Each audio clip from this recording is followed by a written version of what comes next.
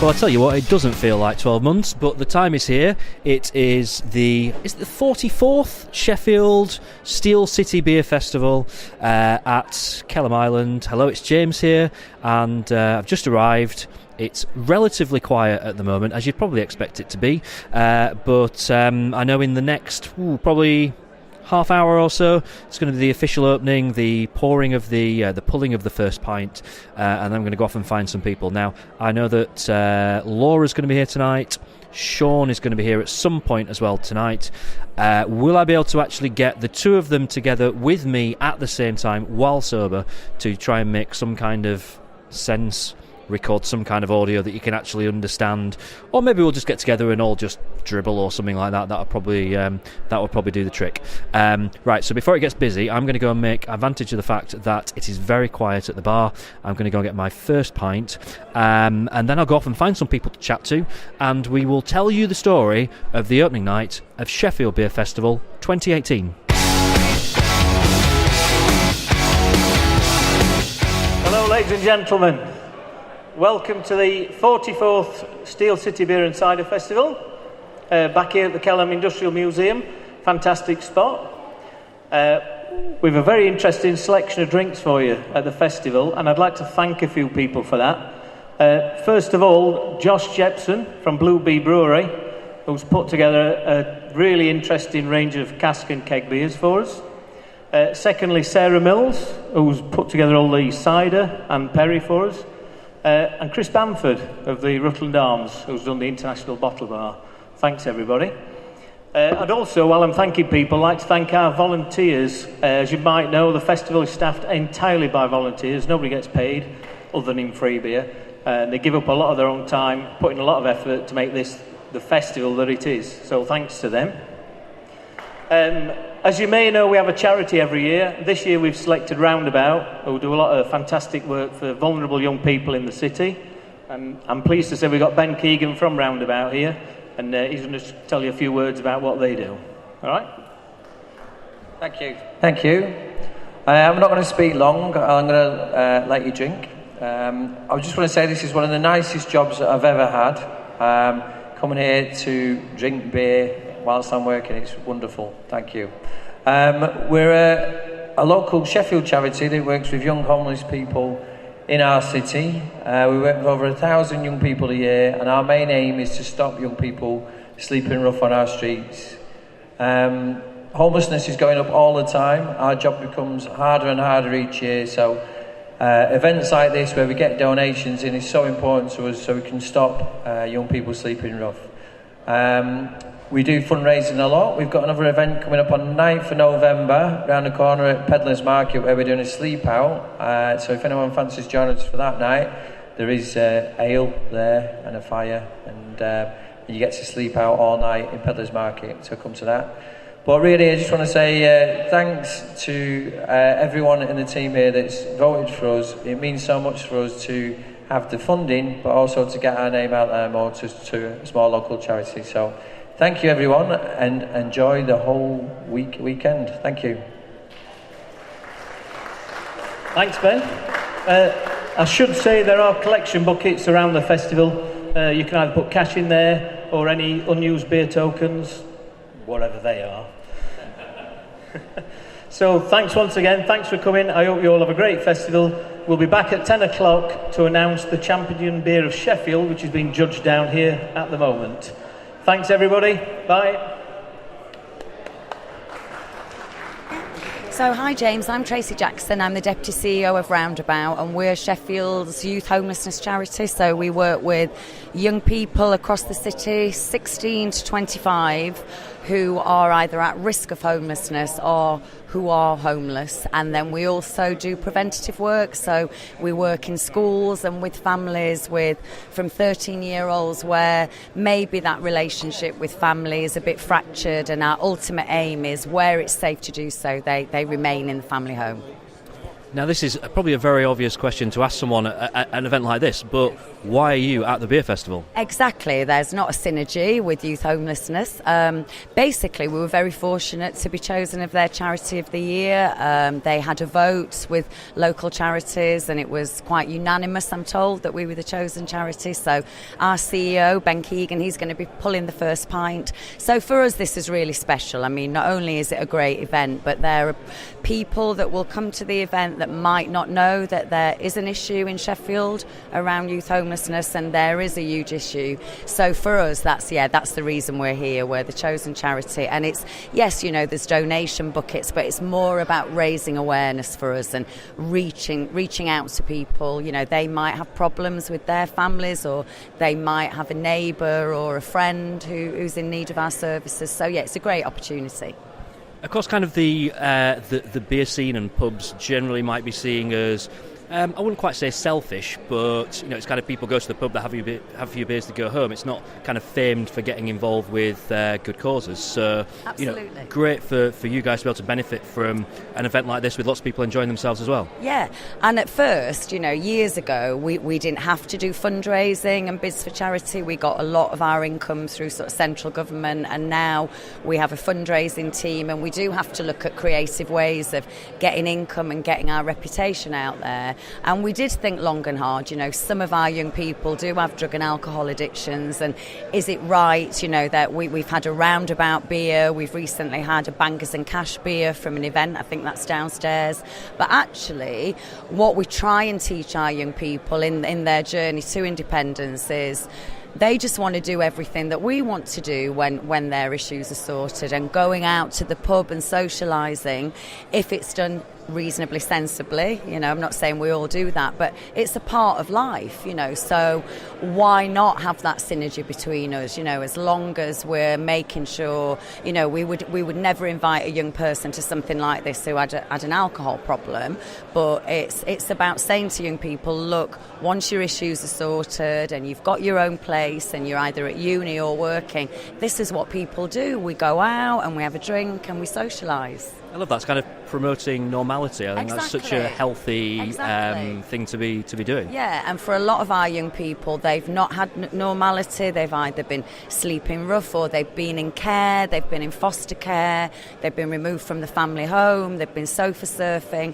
and for the first at least 6 months with us is just trying to get them back into a routine, eating well, going to bed at a decent time, washing your clothes, but then ultimately they're going to go on and be adults, like the rest of us. I mean, we've just had a young woman now who came to us really complex, and she's just started law at Bristol University, and I'm sure partaking a few beers or the odd glass of wine is going to be part of that journey for us. So yeah. If there's anyone that's listening to this that wants to find out more about the charity, how would they go about doing that? So we have a website. So if you go on Sheffield Homelessness Roundabout, then we come up immediately. We're on Twitter, Instagram, Facebook, or our head office if anyone wants to give us a ring. If you ring head office on Sheffield 253 6785. We have lots of fundraising events. We've got a sleep out that we do at where they do Peddlers on Burton Road. That's in November. That's a really great event. So yeah, give us a call or get in touch. That's great. And my final question, will you be indulging in any beers over the weekend? I believe so. I'm a wine drinker, so when we were first asked to come to this, most of my colleagues were jumping up and down, and my first question was, is there any wine? But I'm blown away that there's a wine that tastes like Prosecco, there's a beer that tastes like Prosecco, a beer that tastes like Sauvignon Blanc. So yes, I have my tokens and I will be supporting the event. Brilliant. Thank you for your time. Thanks, James. Hi, I'm Dave Pickersgill from Sheffield and District Camera. Now, Dave, we're at Sheffield Beer Festival. There's a lot of people here from Sheffield Camera. It's ever so slightly different for you. Just tell us why. Well, we had a book published last week. About a year ago, we brought out the Sheffield Pub Heritage book as a free download. The number of downloads greatly exceeded our expectations. We thought we'd get 1,000, no problem. 10,000 would be nice. And if you believe web stats, we've just passed 87,000. And because of that, we thought, well, there's got to be a hard copy. So the second edition came out very recently. The update, the free download has been updated. It is now the second edition. So if you've already updated it, I'm sorry you've got last year's copy. The new copy is now available. And I will say straight away, thanks to all the people who looked at the first edition, sent us an email and said, this is really great, but on page 22 there's a typo. So effectively the book has been crowd proofread, which is brilliant. What we've also done is a very limited edition print run of 1,000 copies. They came back from the printers last week. Going like hotcakes is a phrase people use, but that is actually true. I've just signed 2 copies for visitors from Scotland who've come down for the beer festival, which is great. So 1,000 copies available. Well, it's a lot less than that now, but if you do want a copy, they are available in various places around Sheffield. We'll be doing some book signings in a couple of weeks' time at the White Lion, the Rutland and the Rising Sun. So I will also say grateful thanks to the White Lion, the Rutland and Abbeydale Brewery for sponsoring the book, which means that we've actually been able to produce it at a relatively low cost. Only $5.99. Come on, you can afford it.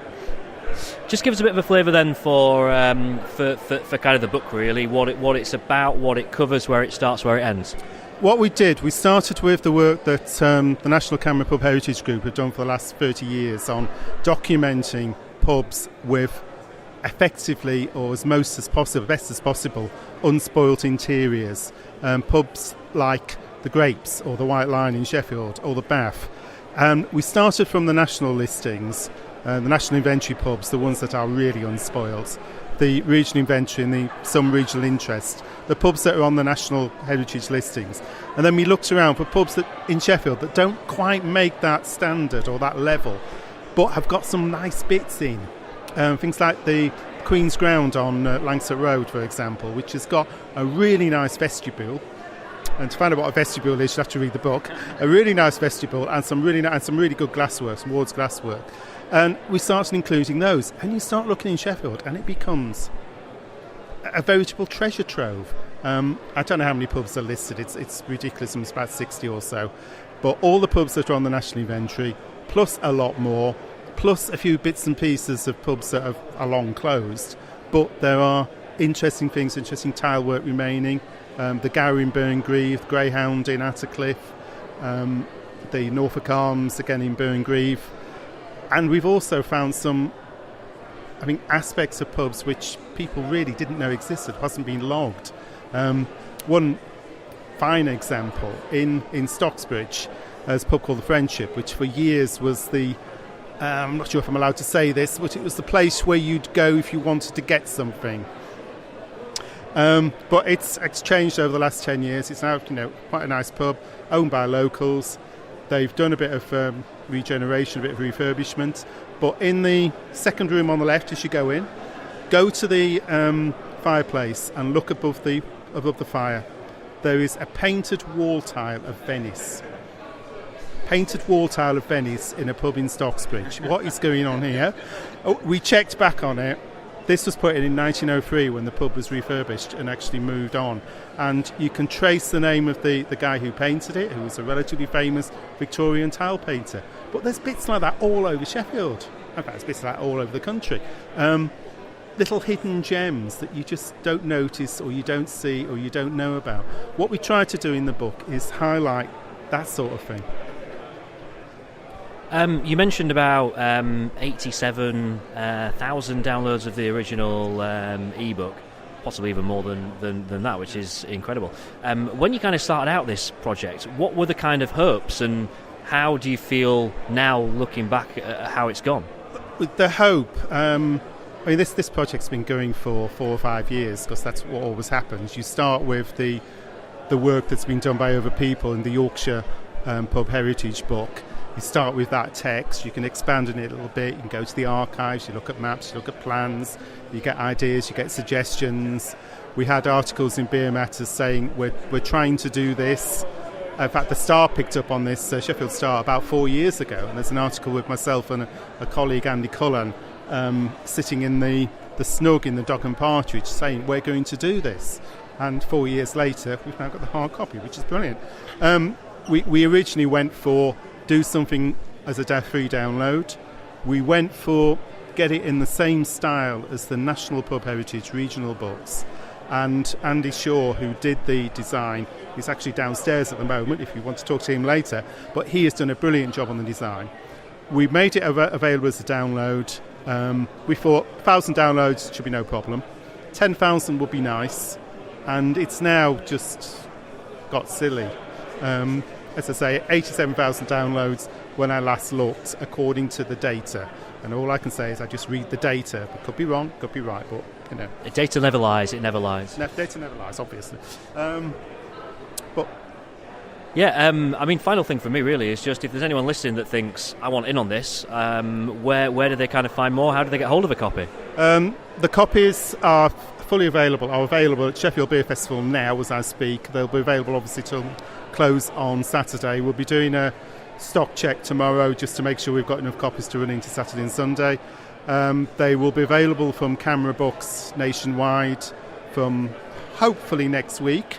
They're receiving their copies on Monday. There's a few outlets in Sheffield have already got them. Fat Cat, Top Hideouts, Beer Central, the Rutland. And week after next, as I say, we'll be doing some book signings at the Rising Sun, the Rutland and the White Line. Brilliant. The very best of luck with the project going forward. It's a fantastic thing, and thank you very much for your time. Not a problem, thank you. Hi, I'm Matt, and I'm from Gluten-Free Pint, which is a Twitter and Instagram account dedicated to gluten-free beers in and around Sheffield. Matt, I would imagine probably even just 3, 4, 5 years ago, going to a beer festival would have been pretty horrendous for you because the amount of gluten-free beers was so limited. What's it like now? Just talk me through kind of how your evening's going at Sheffield Beer Festival, bearing in mind your kind of requirements, I guess. Yeah, I guess a few years ago I probably would have even dreamed of going to a beer festival because there was nothing out there really for us. More recently I went to York Beer Festival about a month ago. I think they had 23 different gluten-free beers I could drink, so you can imagine even drinking thirds. I didn't quite get through them all. Tonight here in Sheffield there's 16 different gluten-free beers on offer. I'm just slowly drinking thirds and halves, and hopefully by the end of the evening the list will be ticked. But it's hard work, but keep going. But there's people now listening thinking, I don't like those gluten-free beers, I like a bit of gluten. It's really not any different, is it? What do you must get that quite a lot from people when they kind of say like, I don't like that. Yeah, absolutely. Personally, I've never really drank real beer, as in craft beer, beer on cask, whatever, decent keg beer while being gluten-free. Before I was gluten-free, it used to be like Carlin and Carlsberg, which I really regret those decisions in my life. But now, there's beer from Arbor, Magic Rock, Shiny, Northern Monk, Thornbridge, and I mean, they're all renowned brewers, and the beer they produce, gluten-free, is as good as, because these brewers wouldn't sell it if it wasn't up to a standard. But people do still sometimes turn their nose up at the gluten-free front, but I think people are slowly realising that gluten-free beer, especially by decent brewers, is as good as. It makes no real difference to the taste, I don't think. I think Phantasma by Magic Rock is a shining example of a beer. That's one of the best beers in their range. It really doesn't make any difference, the fact that it's gluten-free. It just tastes like a damn good beer. Just talk to me a little bit about kind of the state of the Sheffield beer scene as a whole in terms of gluten-free beers. Yeah, so it was about 2 years ago, really. Well, just over 2 years ago, I started drinking in Sheffield. Moved here for work and, started drinking in the pubs. It didn't used to be that great. We could maybe get a bottle or a can in every pub. Well, not every pub, but every other pub you'd maybe get a bottle or a can, and then it'd be a cider in the other one. But now, I'm surprised when I walk in a pub and they've not got something on cask or keg that I can drink. And I sometimes now turn my nose up at places that only have a can or bottle offering, when before that had been my dream. But what can you do? Times move on. Sheffield clearly is the best city for gluten-free beer, and everyone in the gluten-free world knows that. So we'll carry on supporting Sheffield, I think. And if there's anyone listening that kind of falls into the category of being gluten-free and maybe isn't all that clued up on what beers there are and whereabouts they're selling them, what should they do? How do they kind of find out what's going on and the work that you're doing? The best thing to do really is follow me on Twitter or Instagram at Gluten-Free Pint. I'm also in the progress of building a website that's going to have on there every single gluten-free beer in the country and where you can buy it, how you can buy it and what it's like. And then don't forget there's always a Facebook group on there as well, Beers for Celiacs, which has got about 2,500 members now spread out throughout the UK. So there are people out there that do want gluten-free beer, and I think it's showing in Sheffield just as an example, really. Well, Matt, thank you very much, and enjoy working your way through the rest of the gluten-free list tonight. Thanks very much. Hope you enjoy the rest of the night too, James. So the opening night of Sheffield Beer Festival, I've been off chatting to some lovely people, and I find myself actually stood right next to the entrance, which is quiet now. It's got that time of the night whereby there's no one left to still come in. Front entrance or rear entrance? Well, is there a front and rear entrance? There are, yeah. It's a quality festival.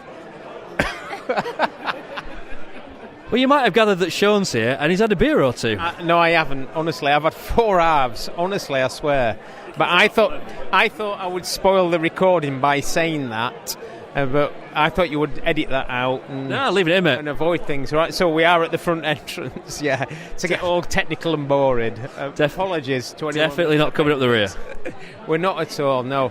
Round the back, there's the hot dog place round the back, yeah. It's not getting any better. Anyway, it's true, though. I'm going to swiftly move on to Laura, who's here. Hi, Laura. Good evening, everyone. Yeah, it's we've been here since 4 o'clock or so.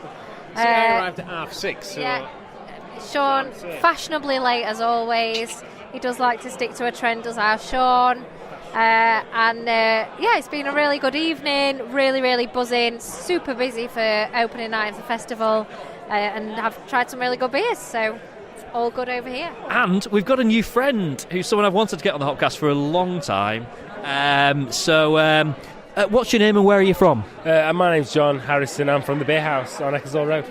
Now, the Beer House is an absolutely fantastic place. However, it's a terrible place to record a podcast in because it's always noisy, which is why we've never done an edition in there. So we've never had a chance to talk to you before. But I'm obviously a regular customer of yours. We chat on Twitter all the time. So it is very nice for us to be able to actually catch up with you.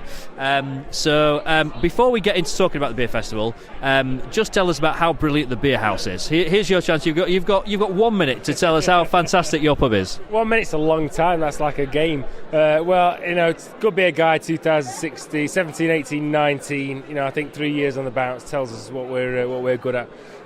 Cask beer is the most important thing for us. Cloudwater have gone back this week, so they're going to do cask beer. The reason is cask beer is the best. I know that you guys are all about keg beers, but cask is the best, served at about 11.2 degrees with a little bit of hop and a pale ale, about 4.5%. That's where the future's at. The Beer House is cask beer when we've got then also the keg beers for the mosaic sours. I get framboosey for you, don't I? I get various different sours because these people want appreciate them. it. Yeah, well, I don't. I really don't. I have to drink them because you won't. And then I end up having to like sours because I've spent 6 months having to taste sours, and now I like sours, and I'm really upset about that point. Mate, I'm proud of you. Yeah, well, it's kind of like I didn't like mushrooms. And now I ate them enough and I like them. It's like that. We like sour beer. If you have something 6 times, you'll end up liking it. It's not because I want to, it's because I love you. That's the reason why I like sour beer, so I blame you wholly. What's your favourite mushroom, John? That would be a shiitake. I am not eating anything with shit on the menu. I'm a close cup fan, actually. Button for me. Yeah. You've got Portobello every time. It just sounds like the middle class option, doesn't it? It's nice. We thought of 4 mushrooms so quickly. Just flat. You can get anyone just flat out, and it just comes a flat mush. Bigger than the others, the flats, aren't they? So we all enjoyed the Sheffield Mushroom Festival. This, sorry, is it? I think it's beer, isn't it? It's beer. It's beer festival. Sean, you've had 4 beers so far. I have. Allegedly. I honestly have. What's been your favourite? The one so far that is my favourite is a Neepsend IPA beer, Apocalucci, something like that. Yeah, on cask. Absolutely superb. Yeah. I've just been talking to Gav inside, and I was just saying to him, I think Neepsend is the best brewery in Sheffield now by a long stretch. Yeah, it really is. There's lots of competition, but really, the pale ales that they're producing are just every time brilliant. Let's cross over to the Abbeydale employee, Laura, now. I didn't know she was Abbeydale. To see what her beer of the evening so far has been. I think I've probably tried about 6 so far. I've really enjoyed. I know it's boring when I picked the Buxton Omnipolo strawberry ice cream beer the other day, but the Thornbridge strawberry Lucharia is delicious. Bit more beery than the Buxton one. Still got that kind of nice stouty robustness to it. Really enjoyed the Wylam Child in Time IPA as well, which is with cryo hops that I typically don't like because I feel a little bit like I've licked a balloon when I drink them, but that one didn't have the ballooniness, and really enjoyed it. So pretty much opposite beers there, but both really good. Can I say why I also think again why cask is better? The Heathen, when it went to cask from Abbeydale, the Heathen is probably the best selling beer that we have in the beer house on cask. On keg it sold quite well, but on cask people are absolutely smashing it. So you've taken a good keg beer, put it onto cask, and same like what Cloudwater are thinking of doing now. But that cask of Heathen is probably the best beer I've had all year. With that Mosaic Pale Ale, 4.2%, just perfect. Well, those keg beers now, it's all right, it's interesting, but more of them bringing back to cask and actually getting those flavours in cask, because people want that cask flavour now. Heathen on cask has just been phenomenal for us. What are your big sellers then? Obviously, Heathen's one of them. Oh, but Bristol Beer Factory, Tiny Rebel, and then Abbeydale Heathen would be in that mix. And I would say that if you put Abbeydale into the mix of Tiny Rebel, Bristol Beer Factory, you are doing fantastically well, because they are top-level breweries. And Abbeydale, historically, have not had the reputation for being that hoppy beers, and actually with that beer, they're getting to the level of that top-end brewery. So I've been Abbeydale and Neepsend, for me, have been fantastic this year. Interesting you mentioned Tiny Rebel there. Speaking of Tiny Rebels... I'm not that tiny. I'm really not that tiny. I'm not tiny. We've been joined by a couple of friends, which are actually some of the first voices that you ever heard on the Hopcast. The first Hopcast. Yeah. So Charlie and Al of Bar Stewards. So it's I believe it's 10 months since we recorded the first one, which was terrible actually. In your pub, it was first week of January. It was your January shutdown when you didn't open during the week, and there were people banging on the windows trying to get in. Well, one guy did randomly walk in the bar, didn't he? Yeah, that was good. You were like, is this one of your panel? I was like, we've never seen him before. I don't know what's going on. He was fine. I don't think he's ever been back actually. Do you know? No, I thought he had a fluffy mic as well. That's why he got let in. So. Yeah. Anyway. Random. So, first night at Sheffield Beer Festival. Tell us what's been your favourite beer of the night and how are you enjoying it? It's really good. It's like the second or third year we've been. We judged last year, but we haven't had time to do it this year, unfortunately. Really good. It goes from strength to strength. It's an amazing site for a beer festival. Anyone that's not been here that wants to come next year, I highly recommend it. It's a really interesting site without the beer festival in it, but you stick amazing beer in and it's awesome. As far as beers are concerned, I haven't really drunk that much. I've only been here since 7, and because I'm mega popular, I've been talking to loads of people since I got here. Toilet. Right. I have, yeah, I've been talking to myself. So I've had 3 beers. One I had to pour away because it was really bad, so I'm not going to say what that was. That's controversial. No, well, I could, but it would be mean. And I'm going to their tap house in a couple of weeks, so I'm not going to mess that up for myself. Anyway, I'll just be watching your Facebook then, see whereabouts you go. Yeah. And so I've had a Siren on keg, which is really nice.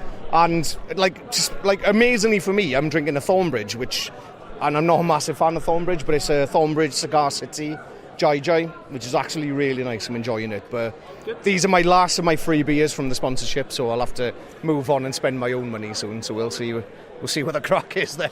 Charlie, what about you? Yeah, well, I ate a lot before I came out. I had a lot of bangers and mash, so I've been on the sours more than anything else. So my favourite's been the Chiltern lychee sours. Literally, I had that earlier. Sliced through all the mashed potato, and I am essentially made of potato.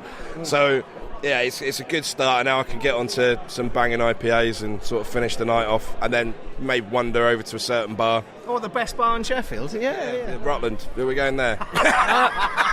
I was thinking Shakespeare. We're not going. Yeah. So we're in discussions at the moment about coming back to your place to do the January edition of the Hopcast, because it'll be a year since we've been there. But I know that for a pub that's actually quite small, you have quite a lot of stuff going on, because it's not been. You've got kind of like different things that have gone on over the course of the last year, and you've got big plans for the months ahead. Yeah, it's a bit of a weird one. We kind of move like a bit like a glacier for a while, where we like it doesn't look like we're doing much, but stuff is happening. So yeah, it's getting there. You know, we've got a really cracking new bar manager in Jay, who many people know from other establishments in Sheffield. We've been lucky enough to get him on board, and he's given us new ideas, and we've got a lot of stuff in the works. Our courtyard's going to expand and hopefully get a lot better in the next couple of months. We're looking at doing more tap takeovers. We are potentially having a very exciting New Year's Eve party planned. But again, these are all things that are in motion that we don't really want to divulge until we know they're happening. Because, it's happened in Sheffield before, where, things have been advertised that have fallen through, and, we'd rather have it under a hat until we know everything's in place. But yeah, I'm really glad you mentioned them on a podcast then, because that'll keep it well under the radar. No one will ever know. Exactly. No, but if they don't happen, we can just claim it was an elaborate hoax, so it's fine. But yeah, there's stuff happening, but it might not happen, but it probably will. That's my way of thinking. I like that. Yeah. Guys, are you back over the course of the rest of the beer festival, or is tonight your early night? Potentially, we're coming back Saturday. I think we'll come in and have a little bit of a session, probably early doors. But apart from that, I think we'll be good husbands and stay home and look after our kids. We'll be down our own bar drinking on Saturday. So yeah. Anyway, sorry. Thursday and Friday we won't be here. We'll be at home, but Saturday will be. We did an Indie Man on Friday, and that was. Well, you were there, and that was ridiculous. I ate all the potato to stop me drinking too much, because I've got to look after my daughter all day. Obsessed with potato, mate. Seriously, let it go, man. Let it go. Yeah, I don't go on about bloody potatoes all the time. More potato references than I've known in any interview before. Well done. But it's carbs before marbs, isn't it? Brilliant. Guys. What does that mean? You bet. Get another beer. Right, we're going to get another beer. Sheffield Beer Festival. It's on till Sunday. It's on till Saturday, actually. Last day on Saturday. It's great fun. Come on down and have a great time.